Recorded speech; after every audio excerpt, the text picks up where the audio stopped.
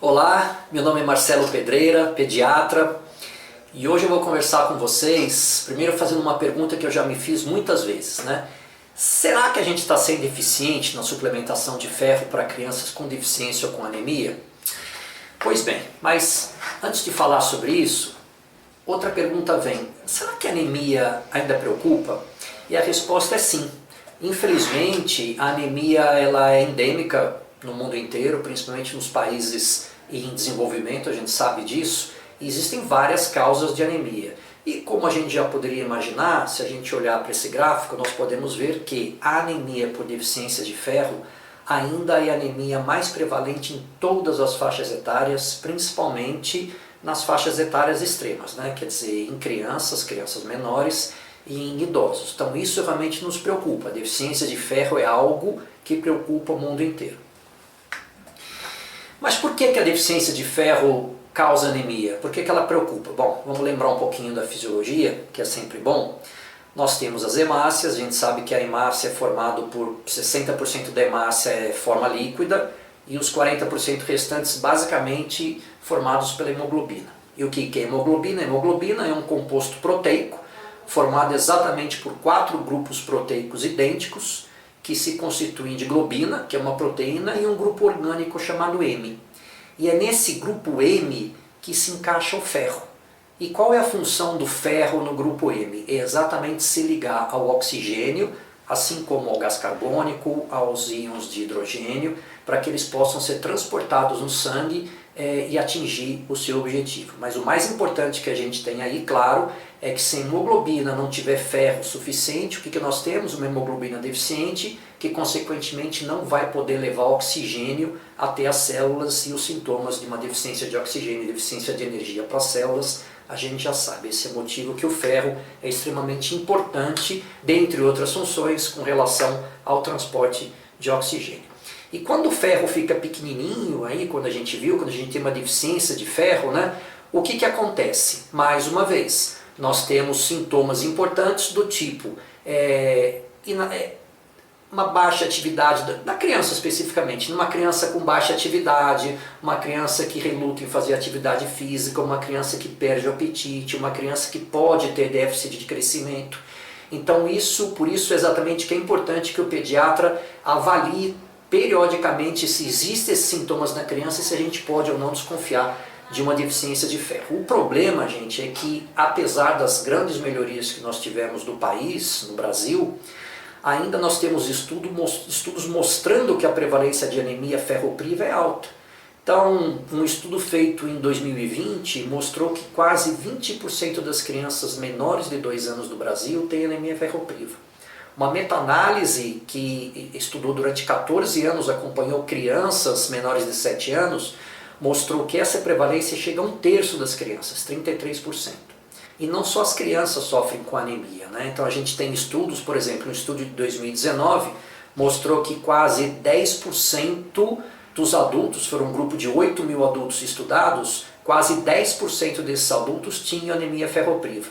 E os mais afetados, a gente vê bem, são, considerando a faixa etária adulta, são mulheres, inclusive pelo próprio período menstrual, a gente sabe disso, mulheres gestantes, idosos e pessoas de baixo nível socioeconômico. Portanto, a resposta para se a anemia ainda preocupa e bastante. E como é que a gente tem que fazer para evitar que as pessoas possam ter uma deficiência de ferro? Em primeiro lugar, né, quanto que a gente precisa de ferro por dia? Para a gente poder ter uma concentração adequada de ferro na hemoglobina e, consequentemente, uma hemoglobina funcionante. A gente vê que varia muito, né? Então, de acordo com cada faixa etária e de acordo com cada período da vida, nós temos uma necessidade específica de ferro. Então, no gráfico a gente consegue ver, né, que enquanto bebês precisam de um pouquinho mais de ferro, já crianças de 1 a 3 anos têm uma necessidade menor de ferro, até pelo próprio fase de crescimento que elas estão passando. Isso para que a gente possa atingir, de acordo com a faixa etária, uma concentração de hemoglobina em torno de 11 a 12, né, nas crianças depois do período de neonatos. Muito bem, então isso é importante, quer dizer, a necessidade de ferro pode variar muito ao longo da vida, principalmente nas fases de crescimento da criança. E como é que a gente faz para evitar isso? Em primeiro lugar, oferecendo ferro suficiente para as crianças. Então, é indubitável que até os 6 meses a gente pede um aleitamento materno exclusivo. Gente, o leite materno é perfeito, inclusive em termos de ferro também. Agora, na impossibilidade de a criança ser amamentada, claro que a gente precisa buscar fórmulas com suplementação, com concentração adequada de ferro para poder suprir essa necessidade nos 6 primeiros meses. Mas, como a gente sabe que os estoques durante a gravidez de ferro são feitos principalmente no 3º trimestre, o que acontece? Bebês prematuros podem ter um grande prejuízo, porque eles não conseguem receber aqueles estoques de ferro adequados da mãe. Então, a Sociedade Brasileira de Pediatria e órgãos internacionais recomendam o seguinte: bebês prematuros ou que tenham nascido abaixo de 2,5 kg, eles devem receber uma suplementação durante o primeiro de vida, uma suplementação de 2 a 4 mg quilo dia, e depois do primeiro até o segundo ano de perdão, do segundo até o 3º ano de vida, quer dizer, de 1 até 2 anos, receber 1 mg por quilo por dia. Isso é bastante importante. Assim como crianças que tenham, apesar de não serem prematuros, têm algum fator de risco, ou em termos gestacional, ou em termos de possíveis falhas de alimentação nesse período, evidentemente depois do nascimento. Então a gente recomenda para essas crianças com fator de risco 1 mg por quilo dia, dos 3 aos 24 meses de vida. E um período bastante importante, de bastante atenção, é o período de transição alimentar, quando a criança deixa de ter o aleitamento materno exclusivo. Muitas delas continuam com o aleitamento materno, mas começam a fase de adição da alimentação complementar importante para essa fase da vida. Então, nas crianças que ainda mantêm aleitamento materno e entram nessa fase complementar, até a gente ter certeza que ela está bem, que está aceitando bem a alimentação, é recomendável que a gente faça 1 mg por quilo por dia de ferro até os 24 meses, desde que ela continue em aleitamento materno. Tá bom? Muito bem, vamos falar um pouquinho da transição alimentar, que é exatamente o período que a gente começa a colocar a alimentação propriamente dita para a criança, além do leite materno. Então a gente sabe que uma dieta saudável, ela em média, ela é composta em termos percentuais, 1/3 dela de alimentos de origem animal e os outros 2/3 acabam sendo alimentos de origem vegetal. E qual que é a importância disso? Muito bem, vamos falar primeiro da origem animal.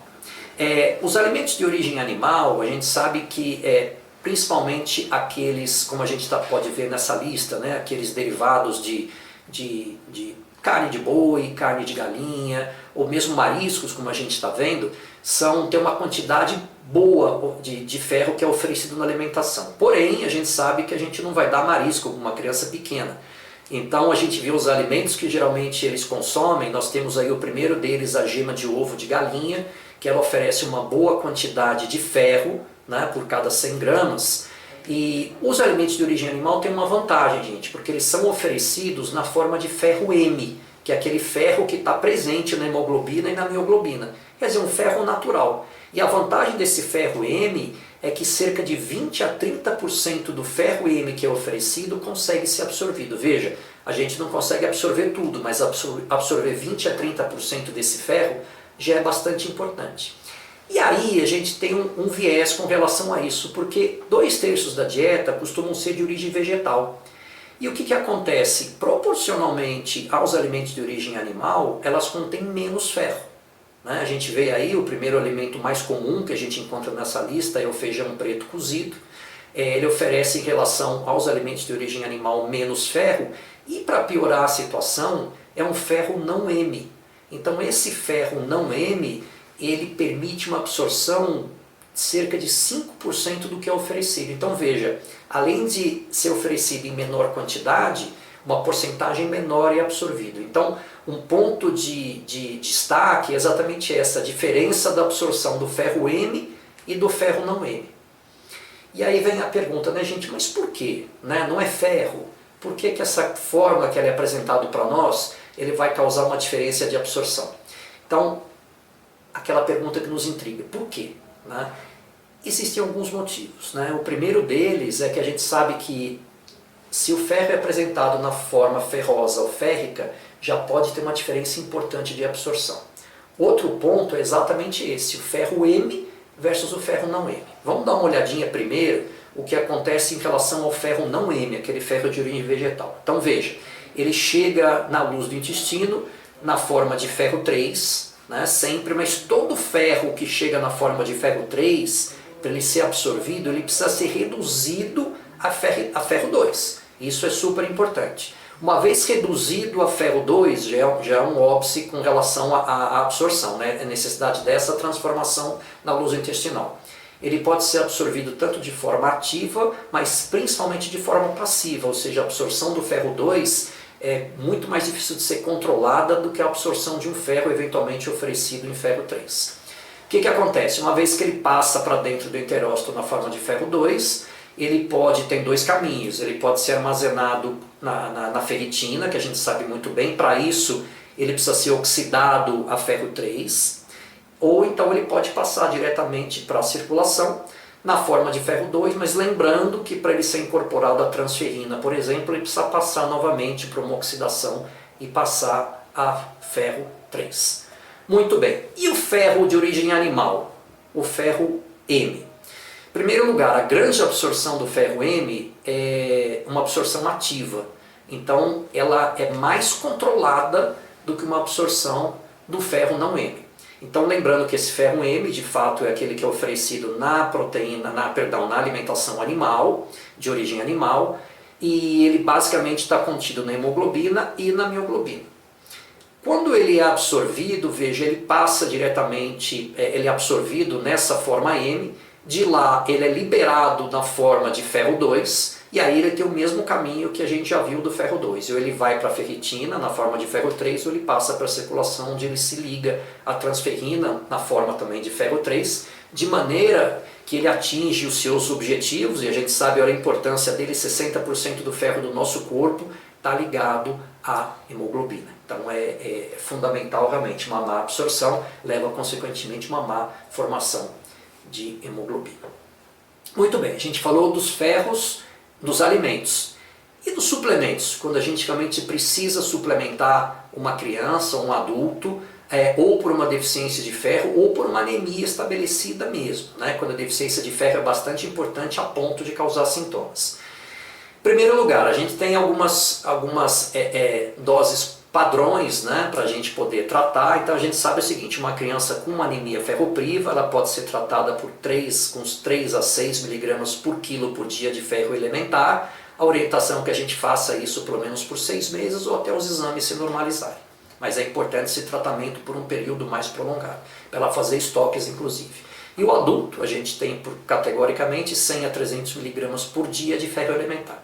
E aqui eu queria fazer um lembrete para vocês, porque muitas vezes a gente vê alguns produtos do mercado dizendo o seguinte, não, eu ofereço 500 miligramas de ferro, o meu oferece 333 de ferro, o outro oferece 200 de ferro. Presta atenção, a gente precisa diferenciar o que a dosagem do sal ferroso, do sal férrico, que aí sim são esses 500, 333, mas a pergunta que a gente tem que fazer é quanto de ferro elementar esse sal vai liberar. Então é importante, quando a gente fala dessas doses, 3 a 6 miligramas quilo dia, ou 100 a 300 miligramas por dia, é de ferro elementar. Então cada produto, cada sal, a gente deve fazer a conta para saber a dose que eu estou dando, se ele realmente equivale a essa quantidade de ferro elementar. Muito bem. E a gente tem vários sais, e essa vem aquela nossa pergunta, né? Por que eu devo optar por um ou por outro? Quais são as grandes diferenças entre eles? Então a gente sabe que os mais conhecidos, os mais antigos são os sais ferrosos, mais recentemente a gente tem os quelatos de ferro e a gente tem os sais férricos em suas várias apresentações.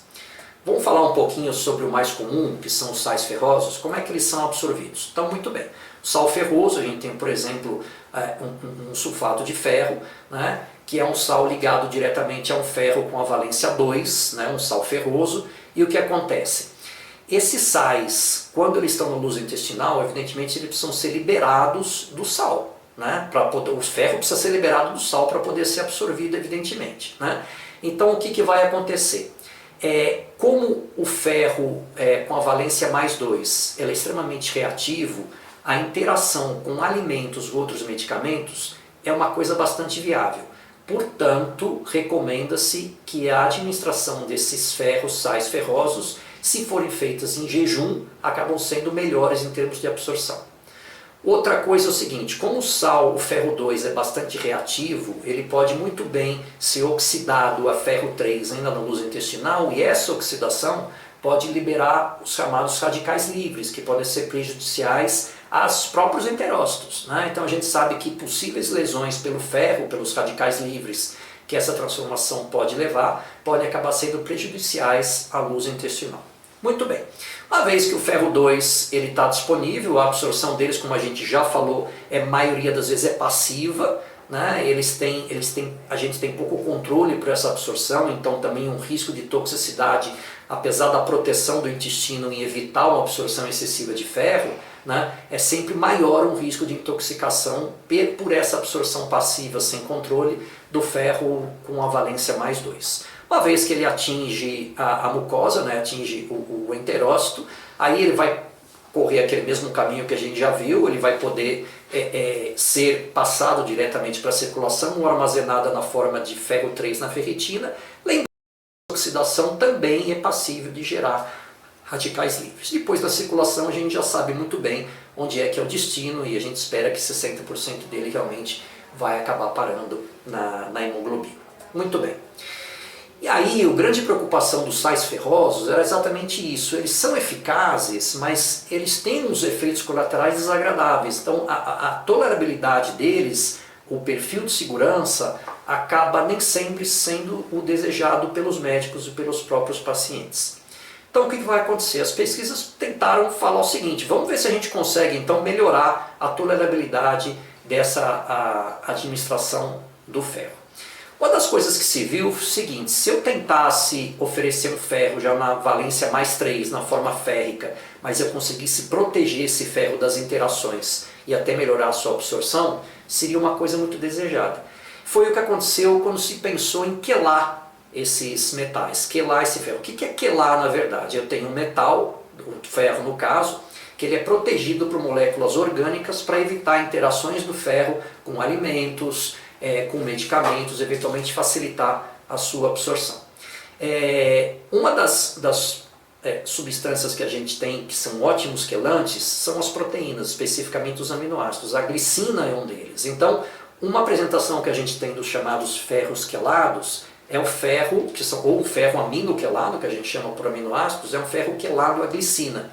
Então nós temos um sal férrico que pode ser quelado a duas moléculas de glicina, o bisglicinato férrico, o trisglicinato férrico, a 3 moléculas de glicina, e até um sulfato ferroso que existe ligado à glicina, né? Ok, gente, a ideia é boa, né? Eles têm a sua eficácia, só que alguns estudos mostraram o seguinte, a biodisponibilidade deles era bastante variável, então a eficácia deles não é tão regular quanto a gente imaginava. Então, alguns outros compostos, mesmo alguns compostos férricos, poderiam ser pelo menos mais regulares, né? A gente tivesse uma resposta mais preditiva. Tanto que a FDA, que a gente sabe que é o órgão regulador americano, ela acaba recomendando esses sais, esses ferros aminoquelados, mais para uma fortificação de alimentos, mas eles temem um pouco em relação utilizados como um suplemento terapêutico.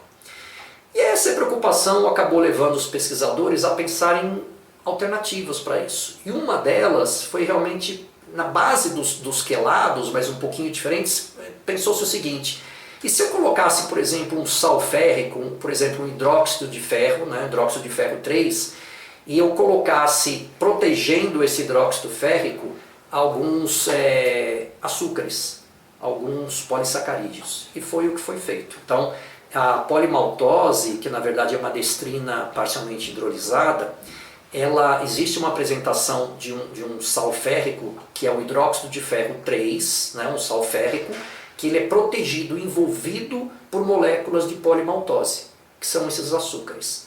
Qual é a vantagem disso? A gente viu o seguinte, a polimaltose, existe um receptor de açúcares no enterócito, que faz com que a polimaltose se ligue e libere ferro de acordo com a necessidade do organismo. Olha que interessante, quando o enterócito mais precisa de ferro, a polimaltose ligada, ela vai liberar aquele ferro 3 para dentro do enterócito de acordo com a necessidade daquele enterócito, do organismo, que a gente sabe disso. E o bom disso é que a biodisponibilidade acabou sendo semelhante, irregular, né, de maneira regular, à do sulfato ferroso. Então é bom, a gente sabe que poderia ser uma molécula com uma segurança maior, a gente vai ver isso, né, e que pudesse atingir uma eficácia final semelhante à do sulfato ferroso, mas uma absorção mais controlada e mais, digamos assim, mais gradual, de uma maneira até mais segura. Então vamos ver como é que funciona essa absorção. Então temos aí o complexo de ferro polimaltosado. Em primeiro lugar, a grande vantagem é uma molécula grande, né? Então mesmo que ele quisesse ser absorvido passivamente, é mais difícil, né? Então, em termos de toxicidade, a gente tem uma toxicidade cerca de 10 vezes menor, porque a absorção passiva fica muito mais difícil, né? Uma outra vantagem é que a gente não precisaria de um jejum. Por quê? Porque a polimaltose, ela acaba protegendo esse ferro de possíveis interações com outros medicamentos e outros alimentos. Como eu falei para vocês, uma terceira ainda vantagem dela é que, como existem receptores para a polimaltose no enterócito, ela vai acabar liberando diretamente o ferro dessa polimaltose para dentro do enterócito, lembrando, consequentemente, na forma já de ferro 3, e como eu não tenho esse ferro 2 precisando passar para ferro 3, eu não teria aquele risco de formação de radicais livres pela oxidação do ferro. Olha que bacana. E aí, a partir daí, esse ferro 3, como a gente já sabe, vai seguir o mesmo processo de passagem para a circulação e aí depósito nos lugares onde ele precisa estar. Então, de fato, há diferença de absorção. A gente sabe disso e isso pode ser importante. Eficácia. A gente sabe que os sais de ferro em geral, falando especificamente, como eu falei para vocês, dos sais ferrosos, né, que acabam sendo o padrão, porque são os mais precocemente utilizados, eles são eficazes, mas a gente sabe que tem uns problemas de efeitos adversos. Mas em termos de eficácia, é sempre bom que qualquer outro ferro tenha o mesmo padrão de eficácia que os sais ferrosos, que a gente sabe muito bem. Agora, eventos adversos, olha que legal, a gente tem uma meta-análise que comparou, em primeiro lugar, a polimaltose, né, o hidróxido férrico polimaltosado, com o sulfato ferroso, e isso acabou estudando adultos que tinham anemia ferropriva. Qual foi o resultado? Em primeiro lugar, ambos, tanto o sulfato ferroso quanto a ferripolimaltose, conseguiram atingir a concentração final de hemoglobina de forma semelhante, quer dizer, ambos serviram muito bem para o tratamento, era o que a gente esperava.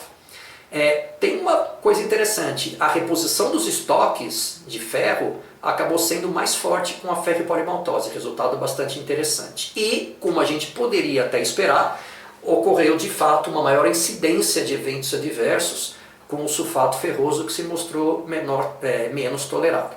Os efeitos adversos a gente sabe que são principalmente gastrointestinais, então a diferença foi significante, como a gente está vendo pelo valor de P, e aí aquilo que a gente acaba observando nos sais ferrosos, náusea, dor na região do epigástrio, diarreia, constipação e até aquelas manchas no dente temidas, acabaram sendo significativamente menor com o complexo de ferro polimaltosado, né? E aí, com relação a gente comparou com o sulfato ferroso, mas se a gente comparasse também com os ferros aminoquelados, né, que estão no mercado, apesar daquilo que a gente já comentou anteriormente. Então tem um estudo que foi feito com 100 crianças com anemia ferropriva entre 6 e 14 meses, um grupo recebeu o complexo férrico polimaltosado e outro recebeu uma dose de aminoquelato de ferro. A eficácia é o seguinte, foram eficazes sim, mas olha a diferença interessante. Mais crianças no grupo com ferro polimaltosado tiveram um aumento de hemoglobina, quer dizer, a hemoglobina aumentou de forma mais evidente, né, percentualmente mais evidente no grupo com o ferro polimaltosado. E das crianças que tiveram um aumento de hemoglobina maior que 1,5 gramas por decilitro após 30 dias de tratamento, nós tivemos quase 80% das crianças que receberam ferro polimaltosado contra 64% que receberam ferro aminoquelado. Em termos de eventos adversos, nós tivemos um terço, 33,3% das crianças mostraram efeito adverso com ferro aminoquelado contra quase 14% das crianças que receberam o complexo férrico polimaltosado com um pezinho também significante. Então, gente, o que eu posso dizer para vocês é que de fato existem diferenças. Eu acho que vale a pena a gente observar isso na prática, né? Eu tive essa oportunidade da gente poder ver de fato o que é mais importante para o nosso paciente. De fato, a eficiência, a eficácia é muito importante, mas a eficiência acaba sendo importante, ou seja, eu ter uma melhor adesão ao tratamento para poder atingir ao final do meu tratamento, lembra o tratamento de pelo menos 6 meses, né? Ao final do tratamento eu poder ter um resultado adequado. Então, sucesso a todos e mais uma vez foi um grande prazer estar aqui com vocês.